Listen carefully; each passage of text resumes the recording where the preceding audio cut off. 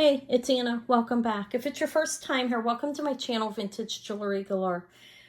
I'm going to show you some jewelry. It's going to be available at my jewelry auction tomorrow evening. I will be on tomorrow evening, Friday, April 25th at 8 p.m. Eastern Time for my unique, chic, and antique jewelry auction. So I'm going to get started showing you what I'm going to offer tomorrow evening. I'm going to start off with the Victorian pieces. These pieces have come from a friend's personal collection, and they're from the United Kingdom, these pieces. And I will give you details on them as I'm showing them. I have a couple of really beautiful pieces here. A handful, actually, a decent amount. This is a sterling silver Victorian banded agate brooch. It's over 2 inches. And everything is natural in it. Isn't that cool? Oh, that's so cool. Looks like a druzy type thing going on. It's an inclusion. And then you have the C-clasp and the tube hinge. And this is over 2 inches, like I said. It's from the Victorian era. And it's sterling silver. It's beautiful. That's not Victorian, but it's fabulous. That's from the Art Deco era, I believe. So I have a Victorian Scottish banded agate pin as well. Beautiful. That is natural in there as well. This one's not sterling. And this one's a little over an inch. It's very nice, I think, as well. It's Whitby Jet. This is from the late 1880s. They call it, this is from the mourning period after, King Philip died. Whichever one you call it, but it is in good used condition. Obviously, this is from the 1880. It's when it was the dating on it that I was giving.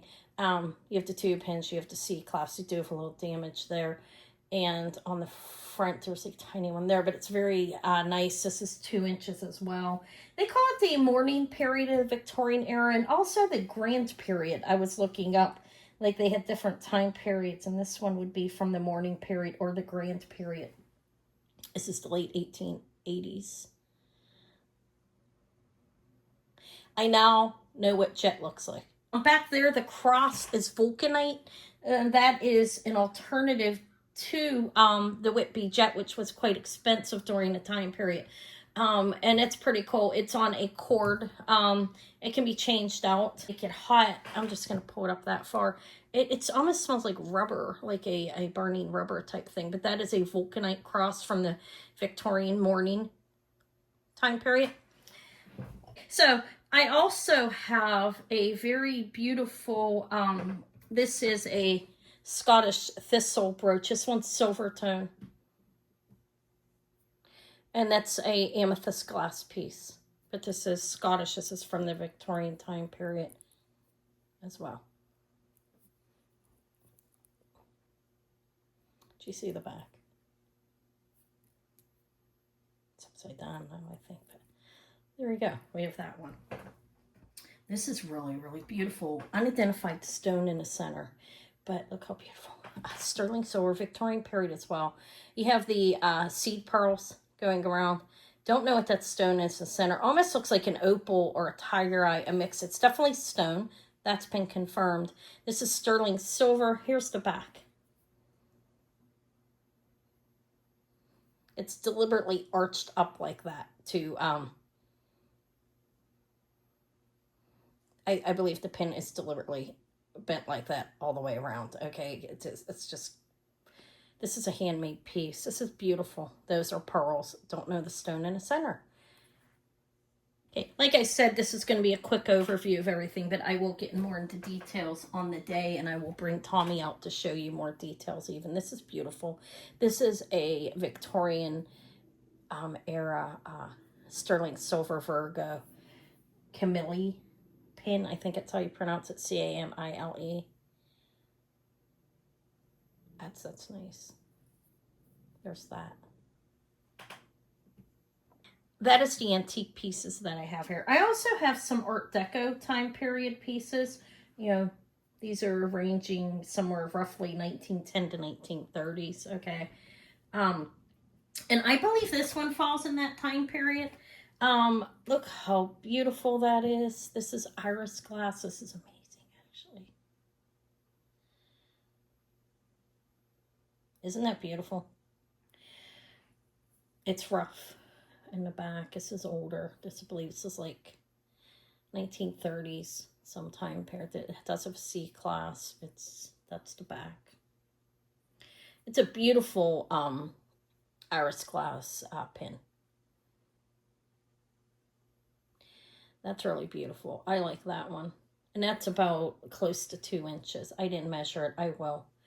The measurements may have been written down. She was very thorough and with the details. This is an Art Deco duet. I think I called it Dement. It's faux.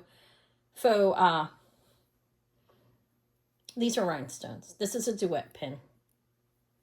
It has the patent pending on it. Like, you would take this, you can wear it as a brooch, or you can take these off and wear them as dress clips. This is Art Deco time period. So I have that to offer. I will have other things besides what's sitting here, but this is a guideline, a basic of what I do have available. Here I have an Art Deco cubed. It's sterling findings. It's marked 835. Okay, these are sterling, the twisties and the cubes. It is a carnelian cubed Art Deco time period necklace. It's beautiful, actually. Okay, so that's during the Art Deco period too. Not as much in the Art Deco period, but there is some. Let me check and make sure there's not any more. Okay, so now I'm going to move on to some other like unique pieces and pearls. So let me start with the Sarda. Sarda Jewelry is sterling silver. It's a beautiful brand of jewelry. It's a luxury brand. It's handmade in Bali by Master Silversmiths. The company is owned by Jane Sherman. I did have to look that one up. Okay, so it's beautiful sterling silver jewelry that is all handmade. These aren't made in molds. These are handcrafted, and they're made in Bali. They're beautiful jewelry. So I'm going to show a couple of pieces from that, okay? I think I have 5 pieces of Sarda jewelry. This is absolutely beautiful. I'm going to highlight this one first. It's amazing. This is a sterling silver cross, obviously. It is articulated. Nice size bail. Everything is made close to construction. They solder it close. It's very well made. And in the center here, you have a pink mystic topaz. And then these, I believe, are amethyst. There are 4 smaller amethysts, but that, look how beautiful that is. Looks like a mystic quartz. Maybe it is a mystic quartz or a mystic topaz, one or the other. It's a nice sized 2.5 inch on the cross. It's beautiful. There's the bail. Look at the back, the under gallery. It's very beautiful. Signed Sarda 925. I can find this one online. This was in her collection. Something I was to note is smoke-free, pet-free. And I don't know the exact dating on it, but she had it in her collection for over 10 years. I know that. So you have a 4.5 inch extender on this. It's 16 to 20.5 inches on this beautiful Byzantine chain. It's a beautiful chain. And cross. I think you could agree with that, right? This is a lovely piece, Sarda Jewelry. If you want to go on their website, it's SARDA. Check some of their pieces out. This is one of the better pieces that I can't find it. It's not on the website anymore, but this is a good piece. Okay, let me put it back. Like I said, I have a few other Sarda pieces as well. Over here, I have a beautiful, this is a Sarda Maube pearl, sterling silver Maube pearl ring. All of their jewelry is beautifully crafted. Look at the under gallery on that. It's beautiful. And a Maube pearl. It's a nice size pearl there as well. This one is a size 9. It's beautifully detailed. Their jewelry is exceptional. I've only had it a handful of times, maybe 3 times. I don't find it much when I'm out looking. These were sent to me by my friend. Hold on a moment to sell for her. Piece of Sarda that I have is this beautiful, I'm calling it a scroll ring. This one is a size 8. The other one was a 9. Hammered, sterling. I called it like scrollish. Again, has the fabulous under gallery. That's a beautiful ring. It's got a good weight to it as well. Then I have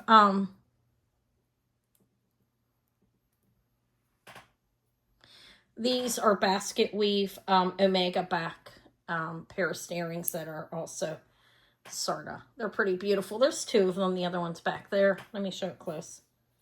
They're a well-made earring, as you can see.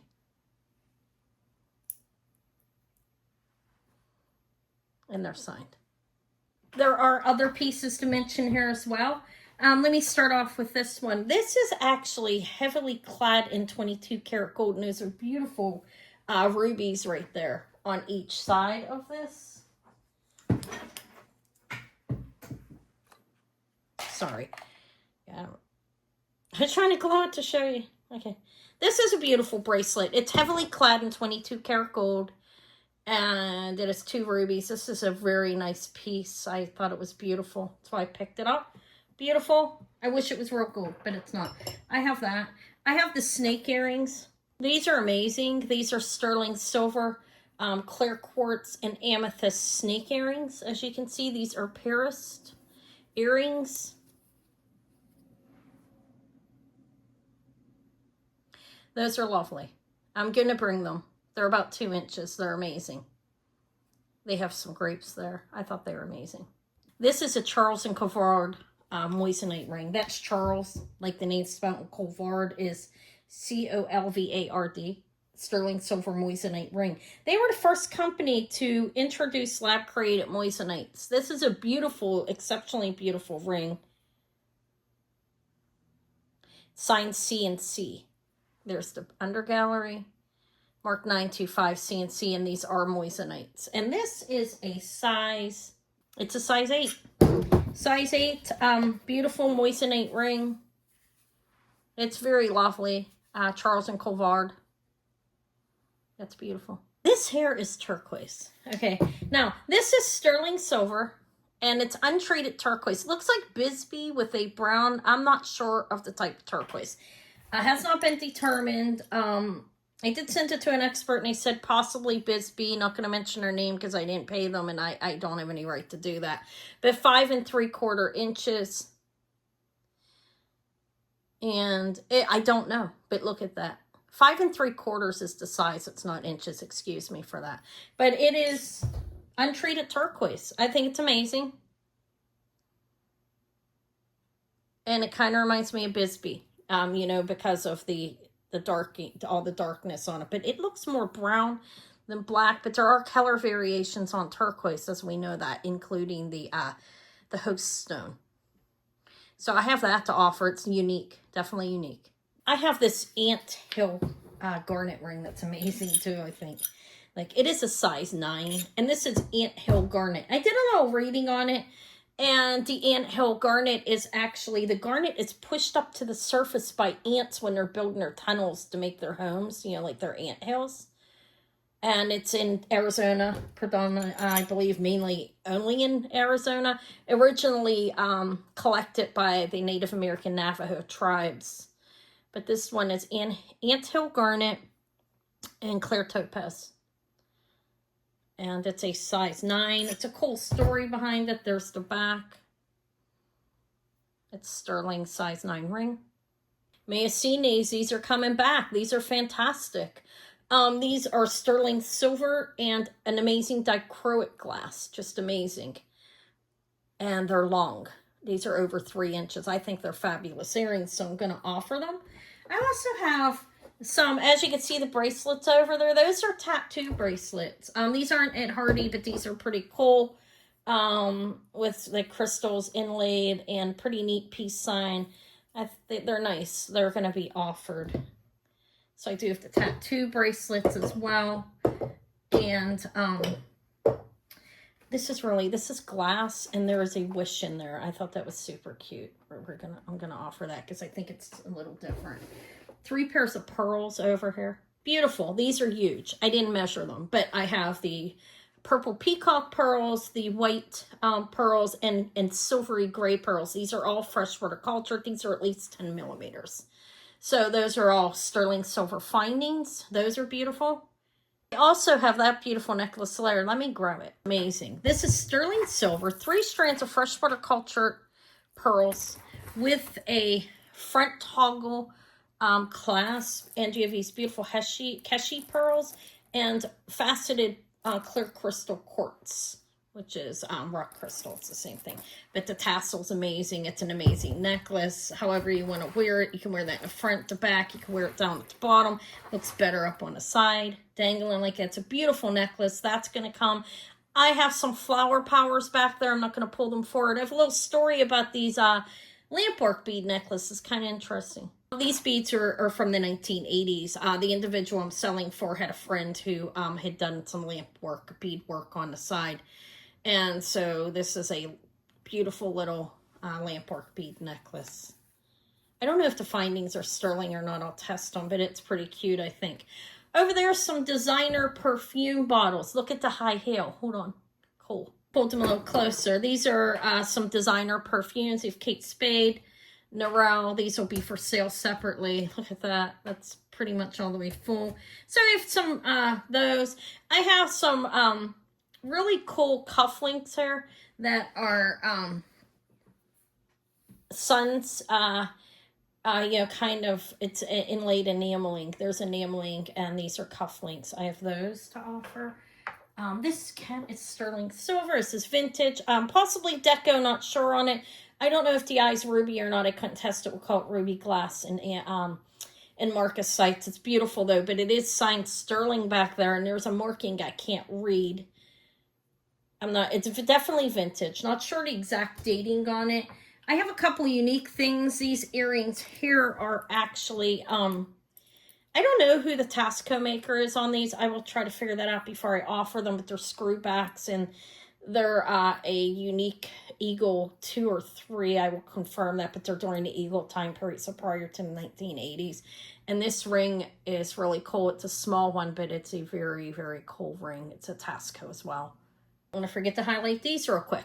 These are actually, the name on these are Slim.